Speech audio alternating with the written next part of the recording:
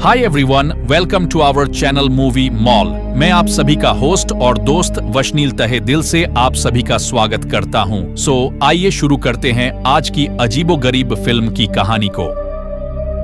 एक डॉक्टर एक लड़के से बदला लेने के लिए उसे किडनैप करके सर्जरी के जरिए लड़के से लड़की बना देता है और फिर रोजाना उसी के साथ इंटीमेट होता है। आखिर इसकी क्या वजह थी, ये जानने के लिए इस वीडियो को पूरा देखें। तो सबसे पहले हम एक सर्जन रॉबर्ट को देखते हैं जो कि स्पेन की एक लोकल यूनिवर्सिटी में लेक्चर दे रहा होता है। वो अपने स्टूडेंट्स को बताता है कि पूरी दुनिया में अभी तक सिर्फ 9 ही फेस ट्रांसप्लांट हुए हैं, जिनमें से 3 में रॉबर्ट ने भी हिस्सा लिया था। अब यहाँ से अपना लेक्चर फिनिश करने के बाद रॉबर्ट अपने घर जा रहा था। घर जाते हुए रास्ते में वो एक हॉस्पिटल की पार्किंग में जाता है। वहाँ वो एक बंदे को पैसों से भरा हुआ बैग पकड़ा के उससे ब्लड की एक बोतल लेता है। दरअसल रॉबर्ट को यह ब्लड इसलिए जरूरत था क्योंकि वो घर पे एक लड़की के ऊपर एक इलीगल एक्सपेरिमेंट कर रहा था। उस लड़की का नाम वेरा होता है। इस एक्सपेरिमेंट के बारे में रॉबर्ट ने किसी को कुछ भी नहीं बताया होता। वेरा को रॉबर्ट ने अपने घर के एक कमरे में बंद कर रखा होता है। वेरा के पास उस कमरे में चंद चीजें थी जिससे वो अपना दिल बहला सकती थी। वो उस कमरे से बाहर नहीं जा सकती थी। वो सारा दिन योगा करती, अपने कपड़ों को फाड़ के ड्राउनी डॉल्स बनाती। वो इस किस्म की उल्टी चीजें करके अपना सारा दिन गुजारा करती थी। वेरा की देखभाल के लिए घर पे एक गूंगी मेड भी थी और इसके अलावा भी अगर वेरा को कुछ चाहिए होता तो दीवार पे लगे वॉइस ट्रांसमीटर के जरिए वो रॉबर्ट की माँ से मांग लिया करती थी। रॉबर्ट घर आके अपने साथ लाया हुआ ब्लड वो एक मशीन में रखता है। मशीन में रखने के बाद वो अपने रूम में आता है। अपने रूम में लेके स्क्रीन पे वो सबसे पहले वेरा को देखता है क्योंकि वेरा के कमरे में रॉबर्ट ने एक हिडन कैमरा भी लगाया होता है। और सब कुछ ठीक देखकर फिर वो वेरा के कमरे में जाता है और ये डॉक्टर की रोजाना की रूटीन होती है। रोजाना ही वो अपने काम से आता, पहले उसको देखता, उसके कमरे की तसल्ली करता, फिर उसके पास जाता और जो अपना एक्सपेरिमेंट होता वो उस पे करता था। एक दिन जब डॉक्टर वापस घर आता है तो वो देखता है कि वेरा कैमरे से ऑपोजिट मुंह करके लेटी है और उसने किताब के पन्नों से अपना जिस्म जख्मी किया हुआ है। अब जब डॉक्टर उसके पास जाता है तो वो देखता है कि उसके जिस्म पे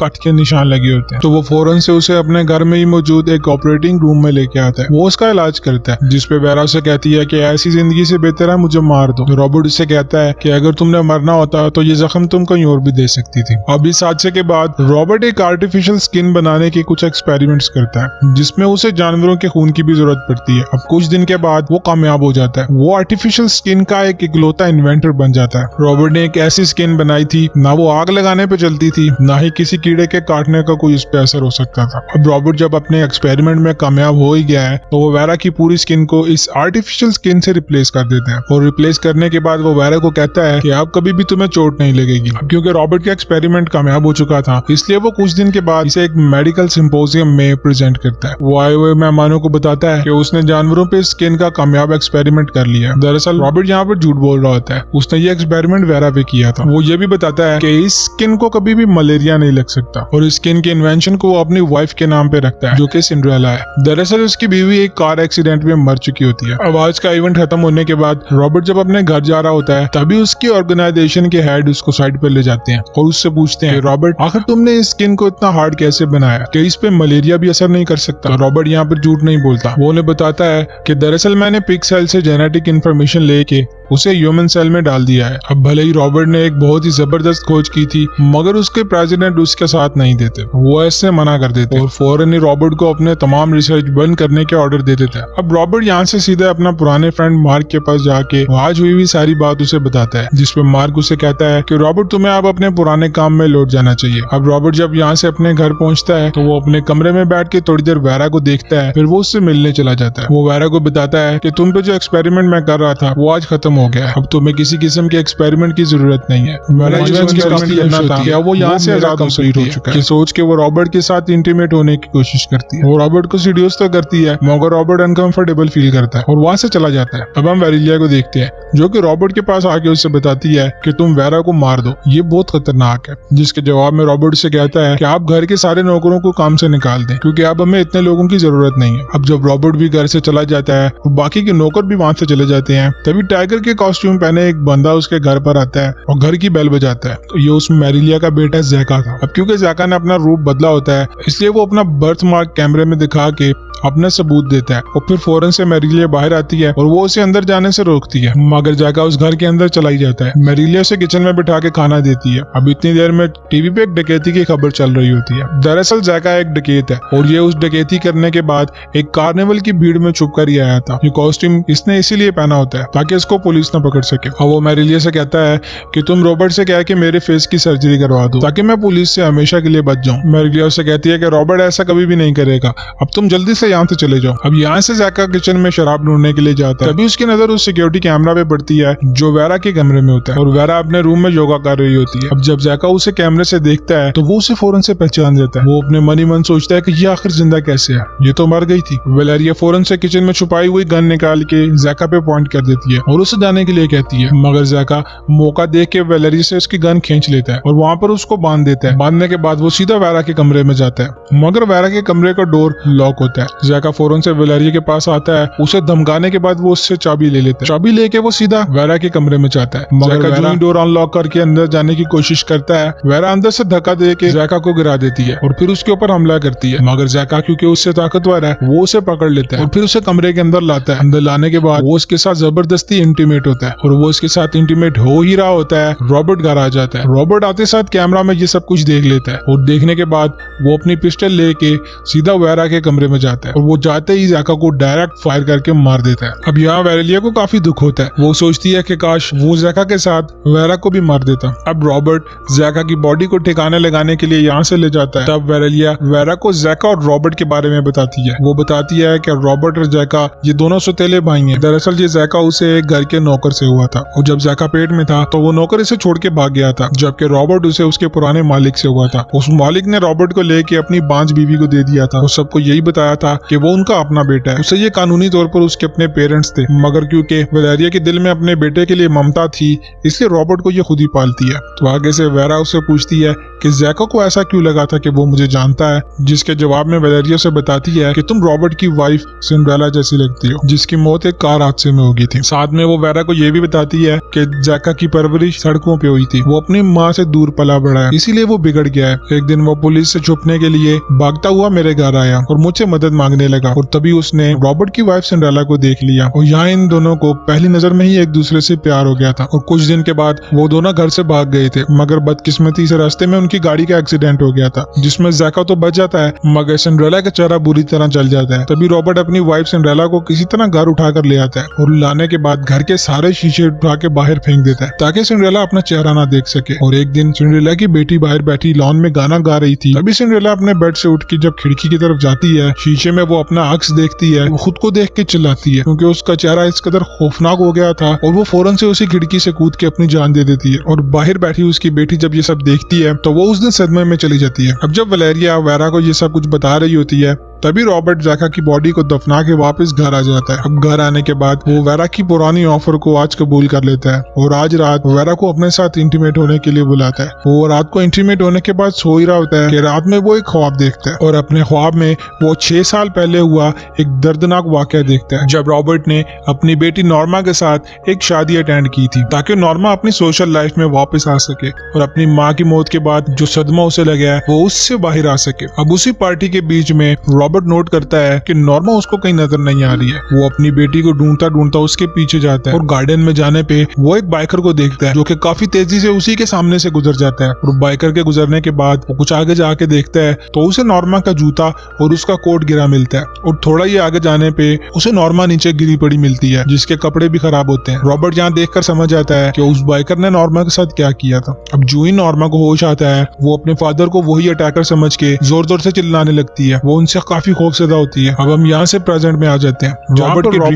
यहाँ पर वेरा भी एक ड्रीम देखती है। वो देखती है कि विंसेंट नाम का एक यंग लड़का अपनी माँ के साथ एक बुटीक पे काम कर रहा है और वो रात में एक पार्टी अटेंड करता है। उस पार्टी में विंसेंट की और नॉर्मा की मुलाकात होती है। उस मुलाकात में विंसेंट नॉर्मा के साथ फ्लर्ट करता है। वो उसे अपने साथ बाहर गार्डन में ले जाता है। गार्डन में जाने के बाद नॉर्मा को गर्मी लगना शुरू हो जाती है। नॉर्मा उस गर्मी की वजह से अपना कोट और अपने जूते उतार देती है, मगर विंसेंट उसे एक सिग्नल समझता है कि शायद नॉर्मा उसके साथ इंटीमेट होना चाह रही है और वो नॉर्मा को किस करता करता एक दरख्त के नीचे ले जाता है और वो उसके साथ और भी क्लोज होने लगता है। शुरू में तो नॉर्मा रिएक्ट नहीं करती, पर धीरे धीरे जब नॉर्मा को फील होता है कि बात बढ़ गई है तो वो रेजिस्ट करती है और वो चीखना शुरू हो जाती है। तभी विंसेंट उसके मुंह पे हाथ रख देता है। तभी नॉर्मा विंसेंट के हाथ पे काट लेती है और विंसेंट यहाँ उसको जोर जोर से थप्पड़ मारने लग जाता है। इसमें नॉर्मा बेहोश हो जाती है और विंसेंट फौरन से यहाँ से भाग जाता है और उसके भागते हुए रॉबर्ट ने जब उसे देखा था तब उसके बाइक की नंबर प्लेट रॉबर्ट ने देख ली होती है। अब यहाँ से सीन शिफ्ट होता है और कुछ दिन के बाद विंसेंट जब अपने बाइक पर कहीं जा रहा होता है तो रॉबर्ट उसे अपनी कार से हिट करके वहाँ से रोड पे गिरा देता है। रॉबर्ट फौरन से उस पर एक बेहोशी का इंजेक्शन शूट करता है जिससे विंसेंट वहीं पे बेहोश हो जाता है और रॉबर्ट उसे उठा के अपने साथ ले जाता है। वो उसे अपने घर के एक पुराने गैराज में बंद कर देता है और यहाँ पे विंसेंट जब भी चिल्लाता था तो रॉबर्ट उस पर ठंडा पानी डाल के उसे टॉर्चर करता था। वो उसे खाने में सिर्फ चावल और पानी देता था। वही हम विंसेंट की माँ को देखते हैं जो पुलिस ऑफिसर के पास जाके उससे अपने बेटे के बारे में पूछती है, जिसपे वो पुलिस ऑफिसर उसे बताता है कि आपके बेटे की बाइक पहाड़ की चोटी से मिली है।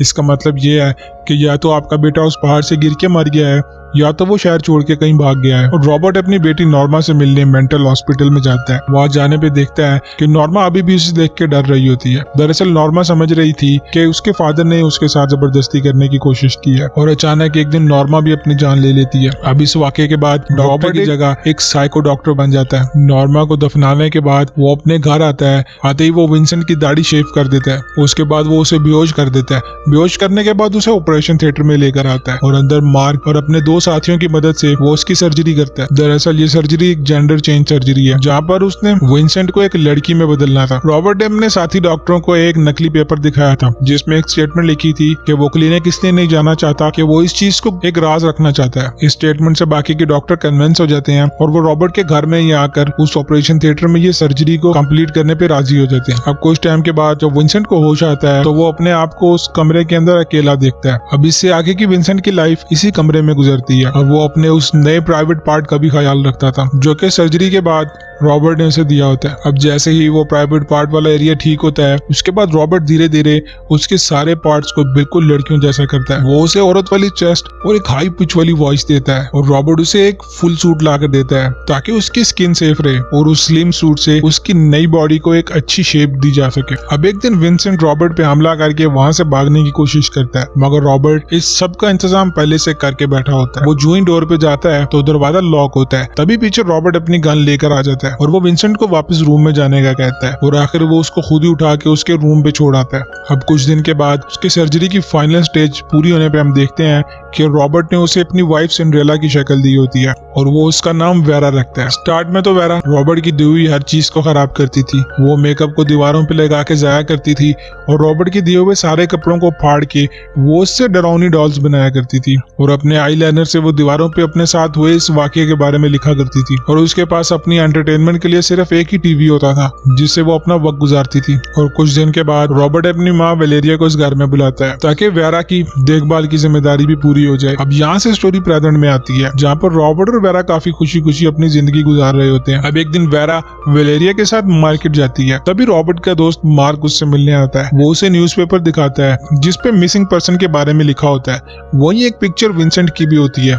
अब क्योंकि उस सर्जरी में मार्क भी था तो वो विंसेंट को पहचान जाता है और यहाँ पर आने के बाद वो रॉबर्ट से पूछता है कि आखिर तुमने मेरे से झूठ क्यों बोला था। तभी रॉबर्ट अपने ड्रॉर से गन निकाल के मार्क को धमकाने लगता है मगर इतने में पीछे से वेरा आ जाती है जिससे इनकी बातचीत रुक जाती है और वेरा मार्क से कहती है कि उसने इस ऑपरेशन के लिए अपनी पूरी इजाजत दी थी। ये सुनने के बाद मार्क कुछ सेटिस्फाई होता है और वो यहाँ से चला जाता है। अब शाम में फिर से रॉबर्ट और वेरा इंटीमेट होते हैं और इंटीमेट के दौरान वेरा को ज़ैका के अटैक की वजह से पेन हो रहा होता है और वो कुछ लेने के लिए नीचे आती है और इसी मौके का फायदा उठाते हुए वो रॉबर्ट की पिस्टल भी अपने साथ रख लेती है और रूम में आने के बाद वो रॉबर्ट से कहती है कि तुमने मेरी पूरी जिंदगी बर्बाद कर दी है। ये कहते ही वो उसके सीने पे फायर कर देती है। नीचे वेलेरिया जब इस गोली की आवाज सुनती है तो वो फौरन से जाग जाती है और अपने साथ अपना गन लेकर ऊपर रूम में आती है और वेरा यहाँ बेड के नीचे छुप के उसके ऊपर आने का इंतजार करती है और जैसे ही वेलेरिया कमरे के अंदर आती है तो वेरा उसे भी गोली मार देती है।